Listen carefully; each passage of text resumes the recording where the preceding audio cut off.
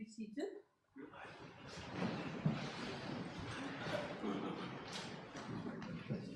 Announcements, none. Papers have been laid. Questions? Yes, Honourable Leader of the Opposition. Thank you, Madam Speaker. Madam Speaker, I've given notice of the following private notice question addressed to the Honourable Minister of Commerce and Consumer Protection, whether in regard to the ongoing conflict in the Middle East, he will A, state if any study has been carried out on the impact thereof on the purchasing power of the citizens of Mauritius, and if so, indicate the findings thereof and the measures his ministry proposes to take in relation thereto, and B, for the benefit of the House, obtain from the State Trading Corporation information as to the Roman 1 current state of the price stabilization account of Mogas and Gasoil and the projected expenditure thereof over the next 6 months, and Roman 2 amount disbursed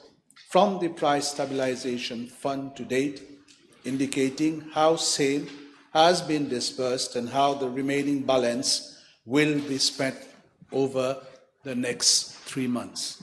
Yes, Honourable Minister. Madam Speaker, the present conflict in the Middle East has significantly heightened geopolitical risks in global markets and introduced a sustained layer of uncertainty in both energy and trade dynamics. The region remains central to the global energy system, with a substantial share of crude oil and refined petroleum products transiting through strategic choke points, such as Strait of Hormuz. In such a context, even the perception of disruption has led to the rapid incorporation of geopolitical premium into international oil prices, alongside increased freight and insurance costs and heightened volatility across commodity markets. Beyond energy markets, the conflict is also exerting pressure on global trade flows and supply chains more broadly. Disruptions to shipping routes, longer transit times, and higher logistical costs are affecting the movement of goods worldwide. At the same time, heightened global uncertainty has contributed to a strengthening of the US dollar, thereby increasing the cost of imports for many countries, including Mauritius. These developments are interconnected and reinforcing, creating a complex and evolving external environment. Madam Speaker, as a small, open, and highly import-dependent economy, Mauritius is particularly exposed to such global developments. The transmission of these external shocks to our domestic economy occurs through several interrelated channels. Firstly, higher international petroleum prices directly impact transport costs, electricity generation, and production costs across the economy.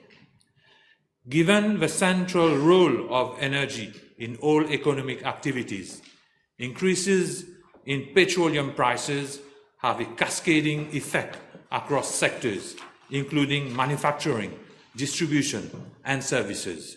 Secondly, the increase in global prices of food commodities and agricultural inputs is exerting sustained pressure on the cost of imported food.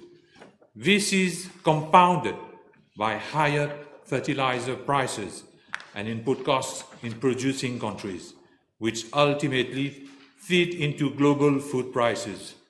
This situation is being closely monitored by my ministry in consultation with key stakeholders, including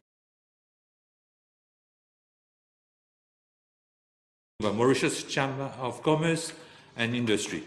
At present, The full impact of these increases has not yet been transmitted to the local market, as consignment reflecting higher international prices are still in the pipeline.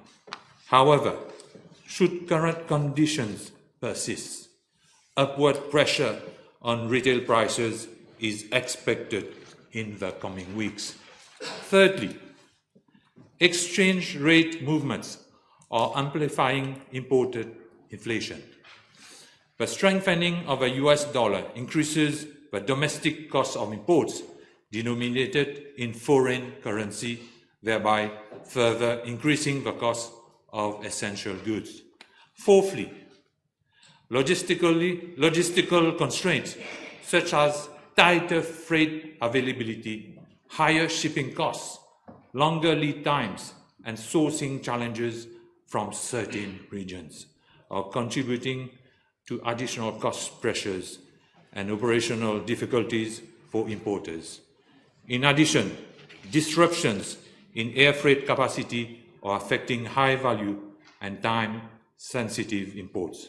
Furthermore, constraint in foreign exchange availability and tighter payments timelines imposed by suppliers are placing additional pressure on importers' cash flows, thereby influencing price dynamics and the timing of imports. Taken together, these factors constitute a broad-based external shock affecting both the cost structure of the economy and the purchasing power of households. Madam Speaker, I am informed by the Ministry of Finance that the Macroeconomic Coordination Committee, which comprises representatives of the Prime Minister's Office, the Ministry of Finance, the Bank of Mauritius, Statistics Mauritius, and the Economic Development Board, has worked out different scenarios of the impact of the conflict on the economy. The committee has taken into account the fact that as a small, open and net energy and food importing economy, Mauritius is primarily affected by the adverse impacts of the conflict through A, an increase in our fuel and food import bill, B, higher freight and insurance costs on our imports, and C, possible effects on foreign direct investment and the tourism sector. The committee has estimated the likely impact of the conflict on the GDP growth rate, the tourism sector, the balance of payment, and the public finance. The committee has also considered the likely impact on the conflict on the inflation rate. I am informed that the inflation rate was initially estimated to be between 3.6% and 4% on average in 2026. It is now estimated that the inflation rate could go up to 6%, depending on the trend in global prices of oil and other commodities. Against this backdrop, and in order to ensure a coordinated and proactive response, a high-level committee chaired by the Financial Secretary and bringing together Business Mauritius and key public bodies has been set up to take stock of the latest developments, assess the likely implications of the conflict on our economy, and come up with appropriate policy measures. A subcommittee has also been set up to specifically look into the impact of the conflict on SMEs and the most vulnerable, and to come up with appropriate measures to support them. My ministry is a member of the subcommittee. The subcommittee met yesterday and is closely monitoring the likely impact of a conflict. The subcommittee will look into the possible measures that may be considered. Madam Speaker, members of the House will recall that government has adopted a comprehensive and coordinated approach aimed at both supporting purchasing power and mitigating the impact of rising global prices. Government has taken measures to directly reduce cost pressures, including the reduction in the retail price of diesel by 5 rupees per litre and mogas by 7 rupees and 75 cents per litre, as well as the removal of VAT on a number of basic items, including frozen and canned vegetables, infant nutrition products, and baby food. These measures are complemented by a robust and well-established price control framework administered by the Price and Monitoring Division of my ministry, which currently regulates more than 25,000 products across Mauritius and Rodrigues. Madam Speaker, this framework operates through 3 distinct pricing mechanisms. Firstly, under the maximum markup regime, a fixed margin is applied on the import cost, comprising supplier price, freight, and insurance, to determine the maximum retail price. This regime currently covers around 30 essential commodities in Mauritius, including milk powder, edible oil, infant food, rice, canned products, frozen vegetables, butter, and margarine, and has been progressively expanded in response to rising international prices. In Rodrigues, a similar regime applies to a broad range of essential commodities to ensure price parity and affordability. Secondly, under the maximum fixed price regime, the wholesale and retail prices of key strategic products are determined on the basis of a controlled cost structure. These include essential items such as scheduled bread, LPG, mogas, gas oil, flour, ration rice, edible oil, and milk powder supplied through the State Trading Corporation. This mechanism ensures price stability for the products of direct importance to the cost of living. Thirdly, pharmaceutical products are regulated under a regressive maximum markup mechanism, whereby the applicable markup decreases as the import price increases. This mechanism applies to critical classes of medicines, including anti-diabetic, anti-hypertensive, and cardiovascular products, thereby ensuring that essential treatments remain accessible and affordable, particularly for vulnerable groups. Madam Speaker, this price control framework is not static and has been continuously reinforced. In parallel, my ministry operates a price observatory which conducts continuous monitoring and analysis of retail prices across a basket of widely consumed products covering 700 brands and retail outlets. This system enables the timely identification of price trends and support evidence-based policy intervention. Madam Speaker, a central pillar of government intervention is the implementation of a price stabilization fund with a framework of 10 billion rupees over 5 years and an initial allocation of 2 billion rupees. Under this mechanism, a fixed quantum subsidy scheme was introduced as from 26 of August 2025 on essential commodities such as milk powder, edible oil, infant milk, baby diapers, and processed cheese. These subsidies have been applied directly to retail prices, resulting in immediate reductions which have been maintained over time. As at date, a total of approximately 628 million rupees has been disbursed to eligible operators, with 110 million paid in the last 3 months only. This includes the fixed subsidy refund on essential products covered by the fund. Overall, total disbursement under the Price Stabilization Fund, including subsidies on essential commodities, are expected to reach 1.6 billion rupees by the end of the financial year. That is for a period of 10 months. Madam Speaker, building on the effectiveness of these measures, Government has already expanded the subsidy framework to a wider basket of essential commodities. This includes subsidies on canned fish, pulses, and adult diapers, as well as targeted pharmaceutical support.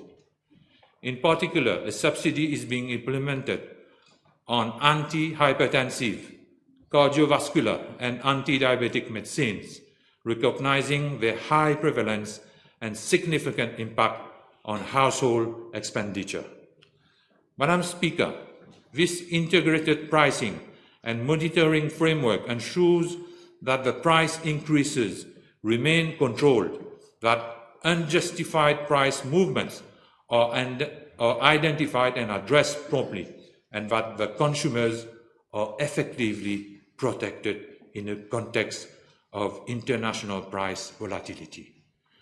My ministry has also reinforced in its inspection and enforcement activities to prevent unjustified price increases and to ensure full compliance with pricing regulation across the market. Madam Speaker, Government is also actively addressing supply-side risks.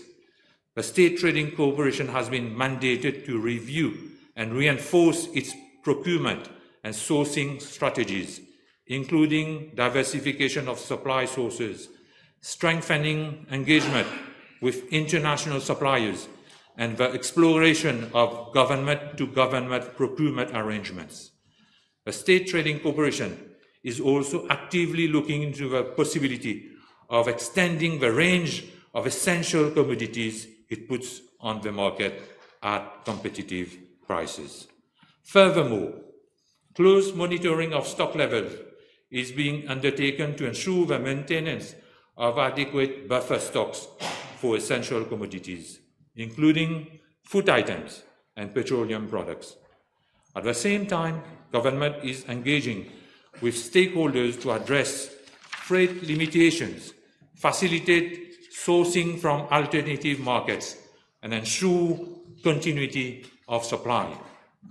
Madam Speaker, with regard to the price stabilization account for mogas and gas oil, I am informed that as at 23rd of March 2026, the PSA reflects a surplus of approximately 400 million rupees for mogas and a deficit of around 2.3 billion rupees for gas oil, resulting in a net deficit of about 1.9 billion rupees.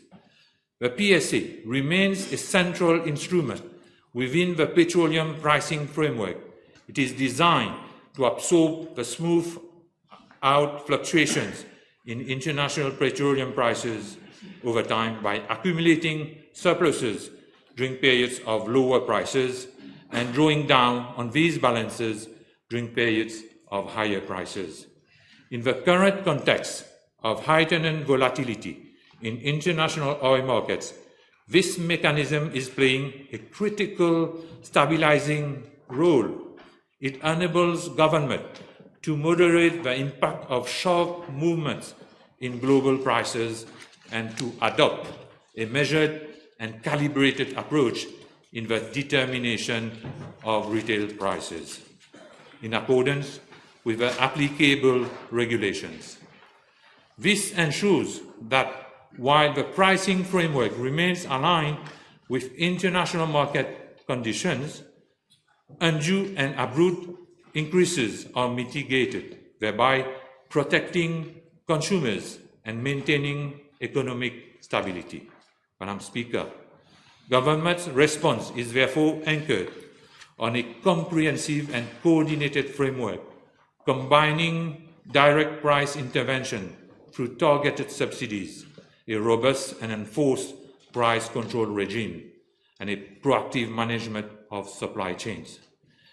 This integrated approach ensures that both the immediate impact of rising global prices and underlying risks to supply are effectively addressed, thereby limiting the transmission of external shocks to domestic consumers. The situation remains fluid, with continued volatility in international oil markets, freight costs, and exchange rates.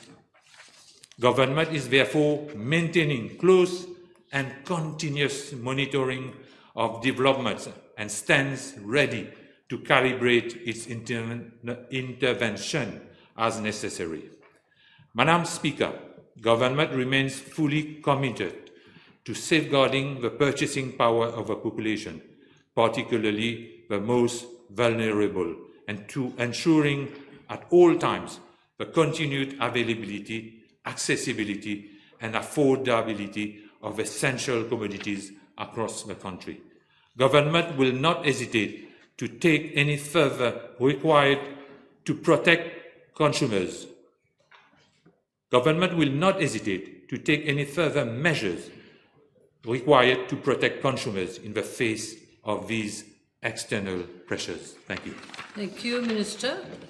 In view of the fact that you had no choice, but it took you 19 minutes, so I will extend the time for supplementary questions. Yes, Leader of the Opposition, your first supplementary, please. Yes, thank you, Madam Speaker. The Minister, in his reply, stated that with regard to prices that have increased on the world market, these prices have not been transmitted on the local market. But may I ask him whether he's aware that prices are already on the rise in our supermarkets? Straightforward. In fact, we are monitoring the situation almost every day. And when prices normally goes up, we have about 25,000 products which are control products. It's my ministry who gives the maximum markup of each product for these 25 basic products. I believe that the Leader of Opposition is not aware of this. Next question. My question is whether the Minister is aware. He just said he's aware. Question. His ministry is aware. Madam Speaker, we are aware this difficult time that some traders may exploit crisis conditions to inflate margins. Can the Honourable Minister inform the House whether a compilation of prices has been made since the beginning of the war by his ministry, and will he undertake to make the list of prices public? Yes, Minister, straightforward. In fact, we are working on a framework to have all the prices live. That is, anyone around the world can go on the internet and can see the prices around the supermarkets. As they should be. Yes. As they should be. Yes? Yes, again, Madam Speaker, my question is precise. Whether his ministry has carried out a compilation of the prices of commodities on the local market before the beginning of the war. Local market. Yes or no? Your answer was regarding the local market. Yes, yes. Yes. I thought that was clear. Madam Speaker, let me add something. Let me add something. Yes. Presently, we have a website. It's pfu.org. Anybody can go on the website and can see the different prices on the internet. But we want to do it a more user-friendly system, which is coming very soon. Okay. Yes, my question is because consumers, local consumers, need to be able to compare prices when they go to supermarket and buy those commodities. There is a website, Madam Speaker. They can compare right now, and it will be more user-friendly in the near future. Yes, and we believe, I also go to the supermarket, as you know, we meet there. Also, it so happens we meet there. Very nice place to be, supermarkets. What maybe we want to say is that newspapers and radios have to take, because everybody doesn't go on a website, Minister. Maybe that's the point.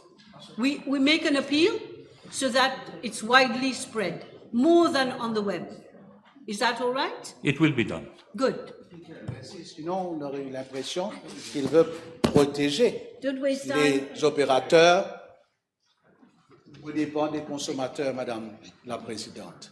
Now, the Honourable Minister, in his reply, stated that there is a committee chaired by the FS, and that committee is looking into possible measures that may be considered with regard to mitigating the rising international freight rate, insurance premiums, and energy costs on essential consumer goods. Can we have an indication, because the situation is actually difficult for consumers, can we have an indication of what measures they are looking into, so that the public may know? Speaker, we will cross the bridge when we will reach there.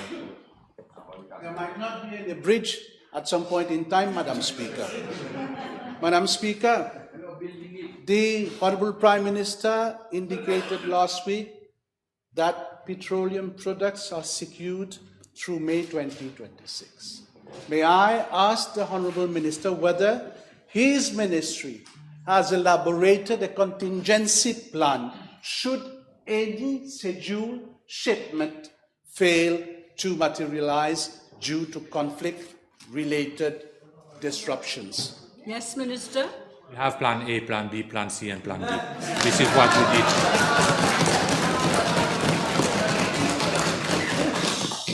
Madam Speaker, I'm not finished. But What are those plans? Yeah. You can go until Plan Z. I have not finished.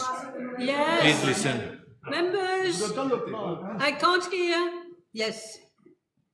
There was an issue for fuel oil, Yeah. and we launched with Plan B. The Plan B was to launch a new tender for 48 hours, which we did. And in the meantime, the supplier launched his Plan B. Supply is coming from Singapore. This is the Plan B. It is coming very soon. When? On 2nd of April. Good. With regard to that consignment he mentioned, because we understand that oil will be used by the Central Electricity Board. Will the Honourable Minister inform the House which company has been allocated the consignment, and will he table a copy of the contract between the STC and the company for the sake of transparency? Supply is Sahara Energy, and I don't mind to table the contract. Yes. Good. We understand he will I've got table. lots of people waiting. Yeah. You have a few more questions? Of course. Should Can the Honourable Minister inform the House whether we already have a deal between Indian Oil Corporation Limited and the STC for the supply of gas oil, mogas, and heavy fuel oil? We are almost finalizing the MOU. It will be signed very soon. We'll let you know. good.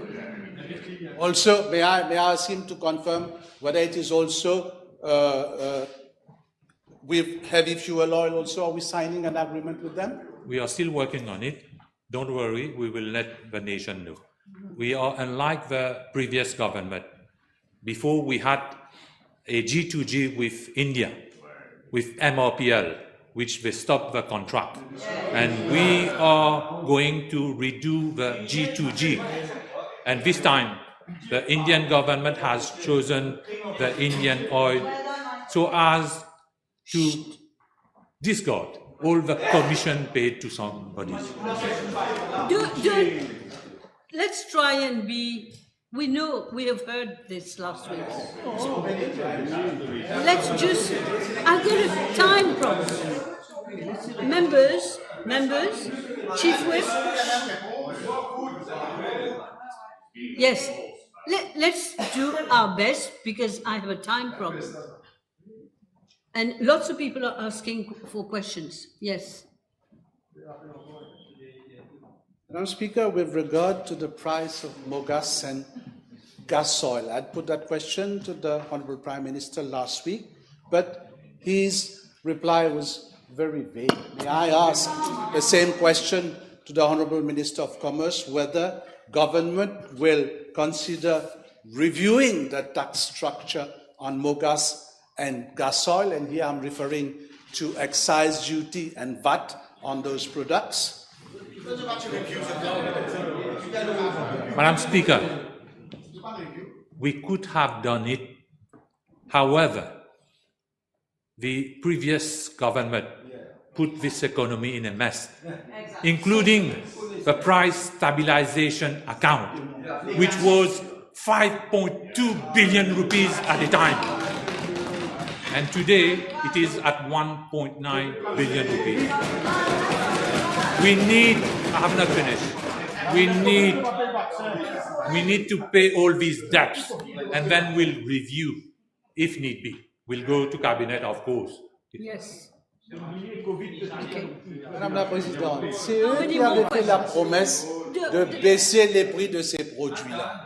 Now, with regard to crude oil and its importance in the production of energy, can the Honourable Minister reassure the House that there will be no rise on the electricity bill for the citizens of this country?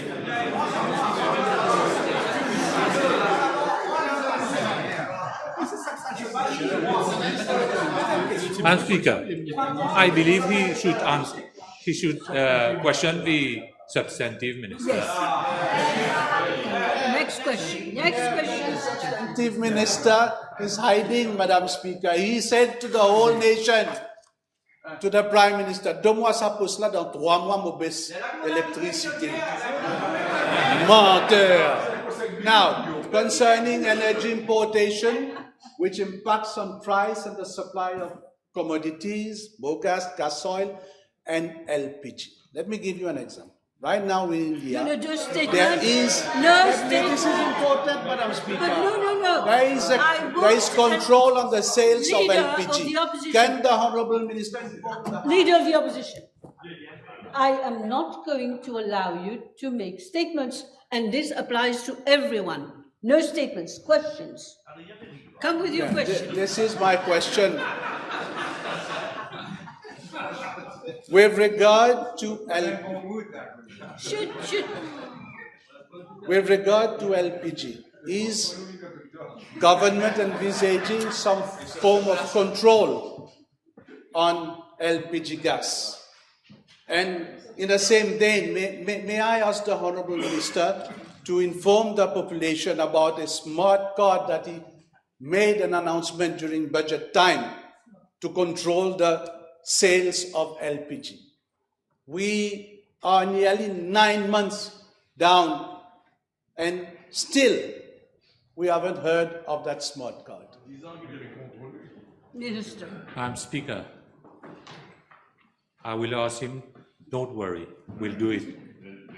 It is in the pipeline. We are working closely with the Ministry of IT. It's coming very soon. During the last 10 years, they didn't do anything. You finished? No? So you have to, I've already got 3 people waiting. So, Miss, you'll have to wait. Fourth, you're the fourth if we have time.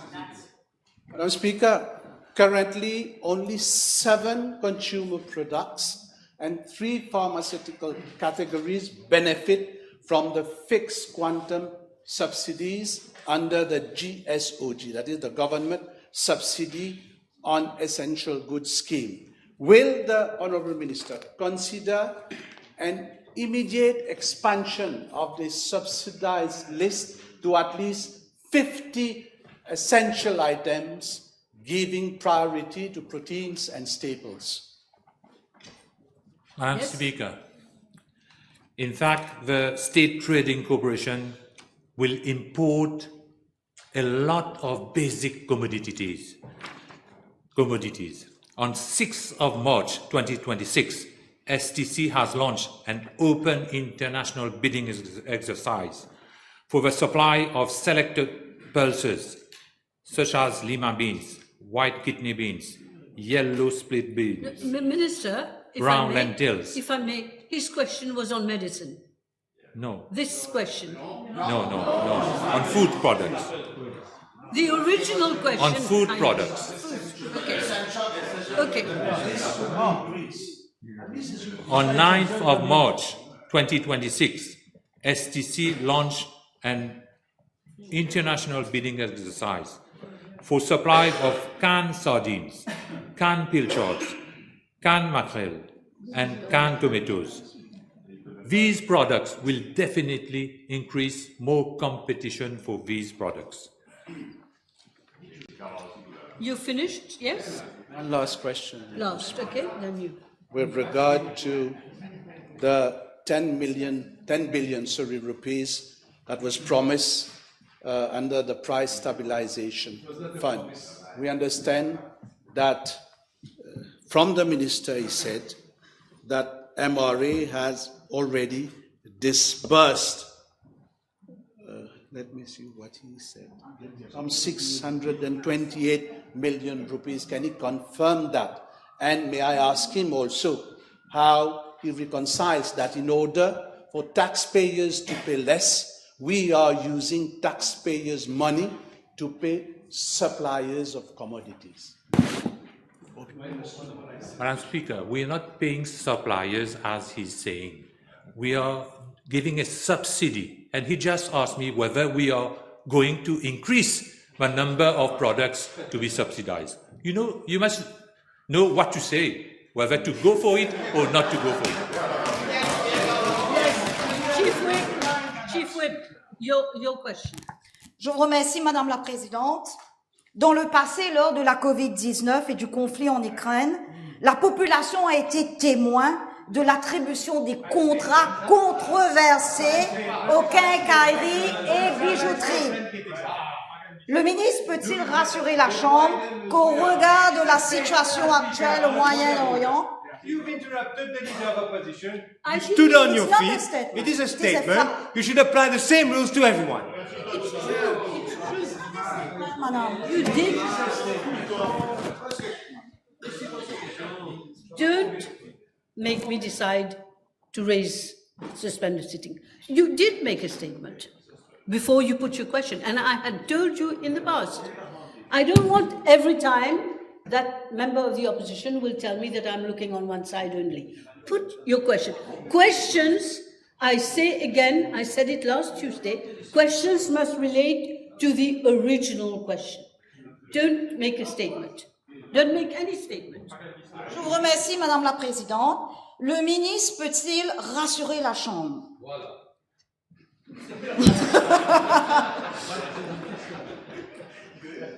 Que dans le passé, il y a eu l'attribution des contrats controversés aux quincailleries, aux bijouteries, etc., etc., qu'au regard de la situation actuelle, ça fait mal. Mais c'est une question straightforward. The question Je comprends le leader de l'opposition. Oui, je comprends l'embarras du leader de l'opposition. Oui. Son ami d'enfance. Le ministre, je comprends. Le ministre peut-il rassurer la Chambre? Dans le passé, il y a eu l'attribution des contrats controversés aux quincailleries et bijouteries, etc., etc., qu'au regard de la situation actuelle au Moyen-Orient, que de telles dérives et exagérations ne se reproduiront pas. Merci. Members, I have 2 more minutes left. Okay? Madam Speaker, I reassure the House and the population that we will follow all procedures, unlike the previous government. Okay. For petroleum products, for example, we signed with OQ Trading and we did a savings of 1 billion rupees only on premium. And on LPG gas, we saved 400 million rupees only on premium. Honorable Juman, don't make any statements, please. Thank you, Madam Speaker. Given the current situation, can the Honourable Minister say whether fuel, petroleum product and gas prices are expected to rise? And if yes, Madam Speaker... No, let him answer first. Not two questions. Madam Speaker, when we are looking at what is happening around the world, we should expect at any time. But let me give you some example. In Australia, we already have 12.5% increase in gas oil. In Estonia, we can see 15% on more gas and 19% on gas oil. In New Zealand, 8.4% in more gas, increase in more gas, and 20.5% in gas oil. In Poland, 10% on more gas and 22% on gas oil. In Mauritius so far, 0% increase for more gas and 0% increase on gas oil. We will let the PPC monitor the situation. Okay. And when the time comes, they will announce an increase. I've got two members, if needed. Mr. Francois and Mr. Duval. Yes. Thank you very much, Madam Speaker. May I ask the Honourable Minister, should the inflation rate increase to 6%, whether in relation thereof and the existing high rate freight rate between Mauritius and Rodrigues, government is or will consider to control more basic commodities or to review for a reduced freight rate or to increase subsidy to relieve the high cost of living in Rodrigues pour soulager la population de Rodrigues. Merci. Okay, special. We'll take it in the subcommittee and we Okay. will consider if needed. Okay. Mr. Duval, last question. Yes? The Minister has tried to be reassuring. Can I ask the Minister whether he has projections that have been made with regards to his plan A to B to C to D to E, how there will be an impact on the prices of more gas, petrol, etc., whether it is from the special contracts that are being, procurement contracts that are being awarded for Singapore, whether it is, if the situation worsens, we never know, it is a fluid one, if he has, therefore, projections, and if so, can he make those projections public? Because thousands of Mauritians are depending on a stability of these prices. Yes, Minister. You will Madam make Speaker, it public. This is a volatility situation. And I am monitoring the situation almost every day. And I am also communicating to the press almost every day. I cannot do more than this. Okay, time is up. Time is up. Thank you. Thank you. Thank you. That was a very important question. Yes. Give me 1 second. Yes. Now we go to PMQT.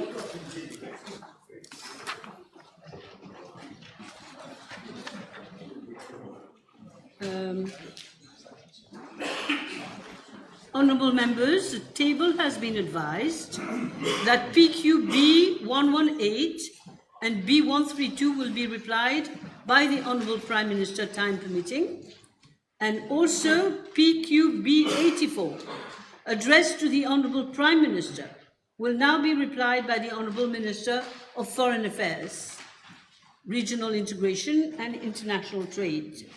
I now call on Mr. Jaman. Thank you, Madam. B76, please.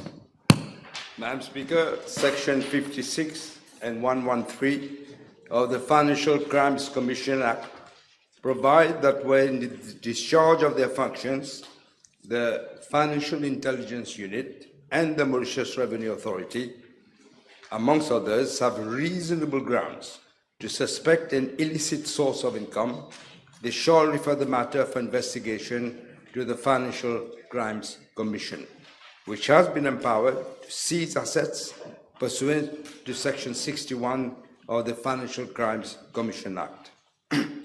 Madam Speaker, the FIU is responsible for receiving, analyzing, and disseminating financial intelligence. It analyzes suspicious transaction reports received from regulated financial institutions, and where indicators of financial crimes are identified, refers cases along with supporting evidence, that is the intelligence reports, to the FCC for investigation and enforcement. Madam Speaker, so far as the MRA is concerned, it is responsible for the administration and enforcement of revenue laws, including the collection of taxes, duties, contributions, and levies. MRA plays a key role in combating tax evasion and related financial offences. In cases where there are reasonable grounds again to suspect the commission of a money laundering offence or the existence of unexplained wealth, the MRA refers such matters to the FCC for inquiry in accordance with the relevant provisions of the Income Tax Act and the Financial Crimes Commission Act. Madam Speaker, it is opportune to highlight that in accordance with Section 132 of the Financial Crimes Commission Act, there is provision for the setting up of a National Coordination Committee under the chair of the Director General of the Financial Crimes Commission for combating financial crimes, which consists, among others, the Director of the Financial Intelligence Unit and the Director General of the Mauritius Revenue Authority. Madam Speaker, in view of the fact that these institutions operate in a totally independent manner, so I'm not, it won't be in order to provide the information requested by the Honourable Member. Thank you, Prime Minister. Yes? Yes? Madam Speaker, may I ask the Prime Minister? There has been many seizures in the last few months, which is a very good thing, but it highlights a major problem. There are tens of millions of assets being bought in car dealerships by persons which are being prosecuted at the moment for money laundering. The question is whether the Prime Minister has received information for the need to severely strengthen and toughen KYC legislations and requirements on car dealers, whether brand new cars or second-hand cars, because it is not normal that there are, if you look at yesterday's seizure, nearly 100 million rupees of cars bought at one dealer, whether he finds it normal and whether he does not find the need now to come with severe and more stronger legislations. Short and direct, please. Yes. No, I don't find it normal, and we hope that we will catch even all these people. But the law is very strong already on this. It's very pertinent to look at the law and to see what are the penalties that are being given. So there's no need to, again, go and consolidate a law that is already very severe. Madam Speaker, if I may, a second question. Then may I ask the Prime Minister, how is it then, if the law is sufficiently strong at the moment, why is it then that persons who are involved in drug trafficking, suspected, are allowed to go and to buy a car for 20 million rupees and goes 3 cars or 4 cars at one dealer? How is the law now working in that sense? May the Prime Minister say whether any prosecutions have been laid against any of those persons who have facilitated those transactions of money laundering by selling such high-value assets to people who are clearly tainted, who are clearly using tainted proceeds. That clear, as you say. They are in possession of the cars. There is no evidence that they actually bought the cars. Okay. Yeah. All right, Mr. Jaman, you didn't have anything else. Mr. Bijan. Thank you, Madam Speaker. B77. Madam Speaker, the grades of Senior Chief Executive, Permanent Secretary, Deputy Permanent Secretary, and Assistant Secretary, formerly known as Assistant Permanent Secretary, form part of the administrative cadre of the public service. The administrative cadre is involved in the formulation, coordination, and implementation of government policies, goals, and objectives, and providing administrative support to the machinery of government. The officers of the administrative cadre are also called upon to give advice and support to ministers on the current government business, including their parliamentary duties, drafting and administration of legislation, initiating and implementing programs which aim at enhancing the efficiency, effectiveness of any department of government where they are posted. Madam Speaker, pursuant to Section 89(4) of the Constitution, supervising officers, including senior chief executives and permanent secretaries, amongst others, are appointed by the Public Service Commission, subject to the concurrence of the Prime Minister. In regard to the deputy permanent secretaries and assistant secretaries, they are appointed by the Public Service Commission, and their postings fall within the ambit of the responsibility of the Secretary to the Cabinet and Head of the Civil Service. While posting these officers, the Secretary to the Cabinet and Head of the Civil Service ensures that they get the opportunity to acquire appropriate experience and exposure in the management of the whole administrative machinery of government. However, the duration of the posting is subject to the exigencies of the service.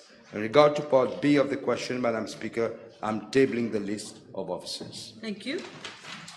Yes, Dr. Umia. Thank you. B78, please. Madam Speaker, I wish to state very clearly that I strongly condemn any acts of assault, intimidation, or molestation against police officers and other public officers who are carrying out their duties. Government will not condone any such behavior and will continue to ensure that firm action is taken against all such offenders. These men and women are in the front line, ensuring public security. Any violence against them is not only an attack on individuals, but it is also an attack on the very fabric of our society. In fact, under Section 159 of the Criminal Code, the offense of assault upon agent of civil or military authorities, including police officers, acting in the discharge of their duties is liable to a fine not exceeding 25,000 rupees and imprisonment for a term not exceeding 2 years. Under the Public Officers Protection Act, any person who resists, opposes, molests, or obstructs a public officer in the performance of his duty commits an offence and is liable upon conviction to a fine not exceeding 200,000 rupees and imprisonment for a term not exceeding 5 years. In regards to Part A of the question, I'm informed by the Commissioner of Police that for the period 1st of January 2024 to the 19th of March 2026, a total of 247 persons have been arrested for the offence of assault upon agent of civil or military authorities. Out of these, 27 persons have been convicted as at date. With regards to cases of molesting police officers for the same period, I'm informed that 144 persons have been charged, out of whom 12 have been convicted as at date. In regards to Part B of the question, I'm informed that several measures to address and prevent assaults on molesting police officers in the discharge of their duties have been put in place by the police, and they are as follows. 1. Police officers are provided with continuous training in safety and self-defense, including the use of appropriate restraint techniques and equipment so as to enable them to respond effectively to potentially violent situations while minimizing risk to themselves and to the public. 2. Police interventions, particularly in identified hotspots and during large public gatherings, are carried out with the support of specialized units, including the Emergency Response Service and the Divisional Support Unit, to ensure adequate backup and rapid response capability. 3. The police are also making enhanced use of technology, including the Safe City camera system, for a more effective operation planning and action. 4. Community sensitization initiatives are conducted through the Crime Prevention Unit and community policing programs to raise awareness on the role of the police, but more importantly, on the legal consequences of assaulting or obstructing police officers. Madam Speaker, as I've already informed the House, police will use body-worn cameras by the end of March and will introduce the use of tasers. These measures will contribute to deter acts of aggressions against police officers. Madam Speaker, I have to make it very clear that we cannot and will not tolerate any assault on any police officer. People must learn to respect the uniform. In view of this, my government intends to review the penalties higher in the Police and Criminal Justice Bill, which we'll be bringing to Parliament shortly. Yes, Dr. Omir. Thank you, Prime Minister. Thank you, Madam Speaker. In an attempt for severe deterrent action, when we look at the number of cases, 247 and 144, will the Honourable Prime Minister consider in the setup of the police criminal bill, which is coming further, that the harshest deterrent factor would be not to allow bail to any of those causing physical abuse or molesting, as evidenced in safe city cameras or body-worn cameras, which will come into effect at the end of March. These people should not have bail. They should not be on our streets. Unfortunately, I cannot say that because it will depend on the court. The court will look at the case individually, each case on its own merit, and then decide whether bail should be given or not. Séparation des pouvoirs. Yes, Mr. Bichuk. Merci, Madame la Présidente. Considering the prominence of social media, will the Honourable Minister also, Honourable Prime Minister also consider to tighten the rules and also punish those who record and broadcast those videos of verbal and physical aggression towards our police officers, which have unfortunately contributed to trivialize violence against our police officers? I totally agree with the Honourable Member, and we are in fact we are in the process of with the Honourable Minister in the process of having a government-to-government agreement with the Government of India. In fact, to look at all these things that are happening here, we've seen recently cases, and we will tighten the law on this. Okay. Yes, Honourable Duval. May I speak? May I ask the Honourable Prime Minister? In fact, I'm reiterating You've asked before, a question that whether he will consider to have specialized units like the SSU, etc., in present with normal police officers who conduct roadblocks, stopping of vehicle and contravention, etc. Because we've seen yesterday, I think, or the day before, there was an incident in Portly where police officers were taken to task by a group of persons after having booked someone.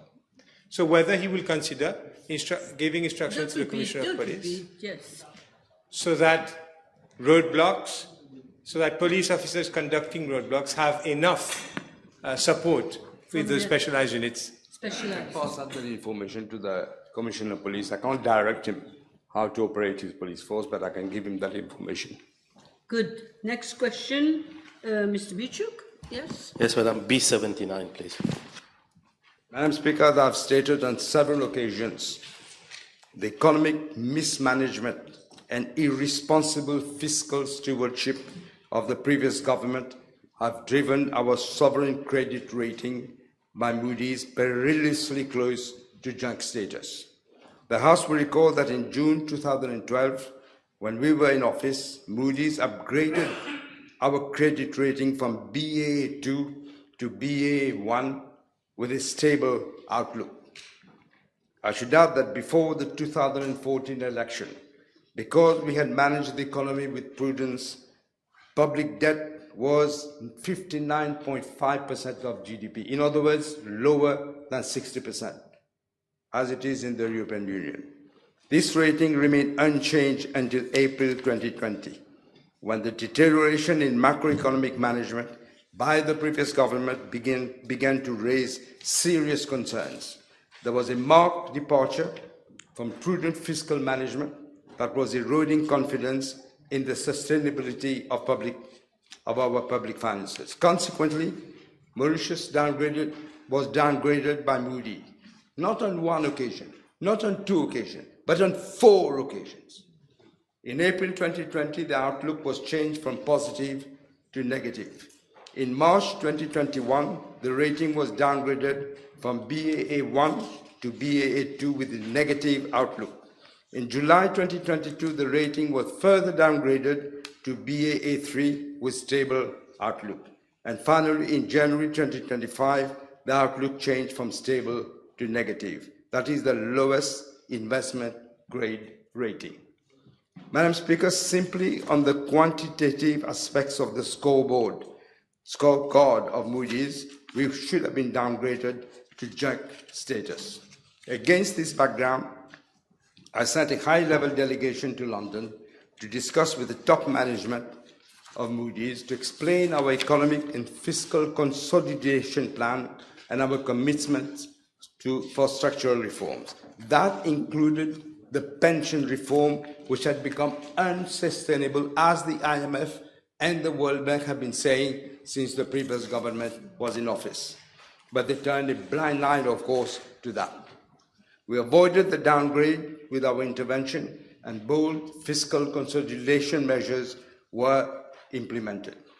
The consequences, Madam Speaker, the consequences of a downgrade to junk status would have had incalculable and far-reaching effects, such as lower investor confidence could slow down the FDI inflows or trigger capital outflows as foreign investors try to reduce their risk exposure. B, reduced investor confidence and capital outflows would lead to a depreciation of the rupee, which would in turn increase import costs and inflationary pressures. That is why I'm surprised when the leader of the opposition says what he says. He seems not to realize what they have done, the crime they have committed, economic crime against this country. Third, reduced investments, higher costs and depreciation of the rupee would lead to lower economic growth. A downgrading of the credit rating of our commercial banks would reflect the sovereign credit rating, which will make our international business difficult and more costly. In view of the increased risk perception, government, banks, and businesses in Mauritius would inevitably face higher interest rates, and new debt borrowing will become even more expensive if you get the loan. Madam Speaker, let me remind the House that these consequences would have had ripple effects on the population at large. A large proportion of the non-resident deposits in the banking system are very sensitive to the investment grade. A downgrade could trigger a significant capital outflow, which will destabilize the forex market that remains under pressure in spite of the improvement of our external balance and the regular interventions of the Bank of Mauritius. This would add additional pressure on the value of the rupee, which would in turn increase prices significantly, affecting the purchasing power and the living standard of the population. The Macroeconomic Coordination Committee, which comprises representatives of my office, the Minister of Finance, the Bank of Mauritius, Statistics Mauritius, and the Economic Development Board, is closely monitoring developments related to our sovereign credit rating. The committee has also undertaken various scenarios analysis and stress testing to assess potential risk and policy responses. Mauritius remains under close scrutiny of Moody's, and the government is doing everything within its powers to prevent a further downgrade to junk status. Madam Speaker, allow me to make a point regarding Standard & Poor's, which is another rating agency. In February 2023, the previous Minister of Finance had requested the Bank of Mauritius to enter directly into a contract with S&P to carry out a second sovereign credit rating in Mauritius. The file was being handled by the very special advisor at the level of the Bank of Mauritius. There are no official records at the Ministry of Finance for such a request. As a matter of principle, Madam Speaker, the sovereign credit rating is the responsibility of government through the Ministry of Finance. The contract was not renewed in March of this year due to the fact that there are no immediate plans for the government to tap the international debt markets, which you need two sovereign credit ratings for tapping the international debt markets. The House may wish to note that S&P published its first sovereign credit rating on the 21st of July of 2023, and the most recent one was published on the 27th of October 2025, with the rating of BBB negative, stable outlook. The BBB negative rating is the lowest rating at investment grade. This was not, as some people are trying to say, especially from the MSM, we know who they are. They are trying to say it's a preemptive strike to avoid scrutiny, contrary to the false narrative that is being peddled. It is not at all the case as I explained, Madam Speaker. We will, and I must say something else, Madam Speaker. We have embarked on a difficult yet necessary fiscal consolidation within last year's budget, strengthened institutional governance of key institutions, and upgraded our data dissemination standards to the IMF's SDDS+. We are the first country in Africa to attain that level. The IMF has highlighted in its communique, and let me quote, Madam Speaker, by adhering to the SDDS+, Mauritius meets the most rigorous standards for the dissemination of existing essential macroeconomic and fiscal data on the state of the economy and its financial linkages, as established in the IMF's data standards initiatives. This achievement underscores the country's, that is Mauritius, strong commitment to data transparency vis-à-vis the public markets and the international community. End of quote. In addition, the government has sought and received technical assistance earlier this year from the IMF on fiscal responsibility frameworks. All these actions signal the government's strong commitment to anchoring fiscal discipline in cementing the reputation of Mauritius as a credible investment-grade jurisdiction for international visitors. Madam Speaker, just to end, I should also add that given the situation as it is, we will continue to monitor and implement our fiscal consolidation program to gradually bring down the budget deficit and public debt to sustainable levels. We need to rebuild the economy first in order to firmly place it on a high growth path while ensuring that the benefits are shared across the whole of the population. Okay, yes, you're right. Okay, now Mr. Lobby, I think. Yes, B80, please. Madam Speaker, let me first inform the House that after the 2010 general election, I was made aware of a dispute between Mauritius and the Seychelles over 396,000 square kilometers of extended continental shelf in the Mascarene Plateau region. The governments of Mauritius and the Seychelles were in disagreement, and therefore we were going to the United Nations for the resolution of the dispute. I then decided to call the then president of the Seychelles, Mr. James Michel, and impressed upon him that Mauritius and Seychelles being two neighboring and friendly countries, we should make an effort to avoid having recourse to the UN for the resolution of that dispute, which would take about 10 years to be resolved. The then president of Seychelles immediately agreed with me, and he decided that we can make a joint commission by both, that is Mauritius and Seychelles, to the UN Commission on the Limits of the Continental Shelf. I must say, Madam Speaker, this initiative was highly commended by the then Secretary General of the United Nations. I think it was unique, in fact, that two countries decided not to go to the UN to resolve the dispute, but to come to an agreement between ourselves.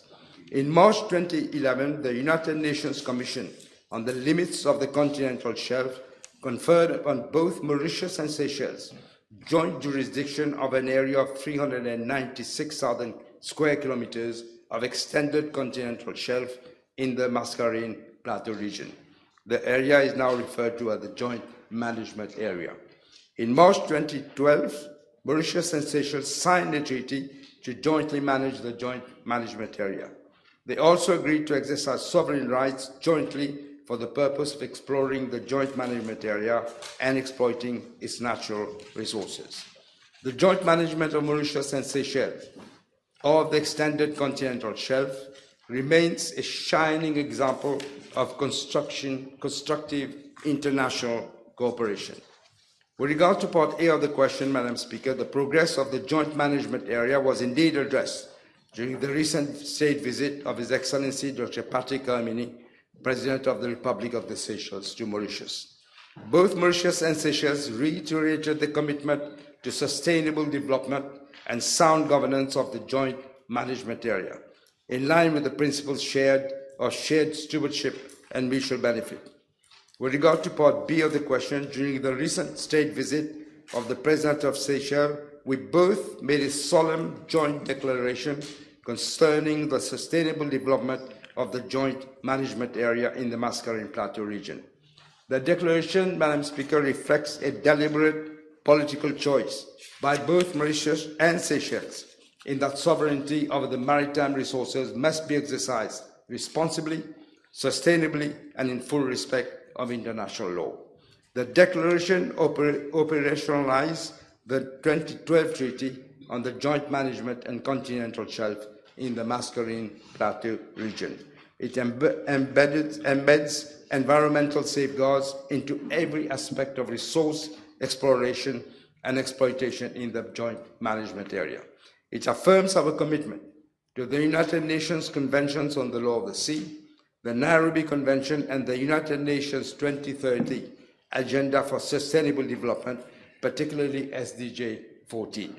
The declaration further consolidates the legal and institutional framework which the Joint Commission of the Joint Management Area has established for its effective joint management.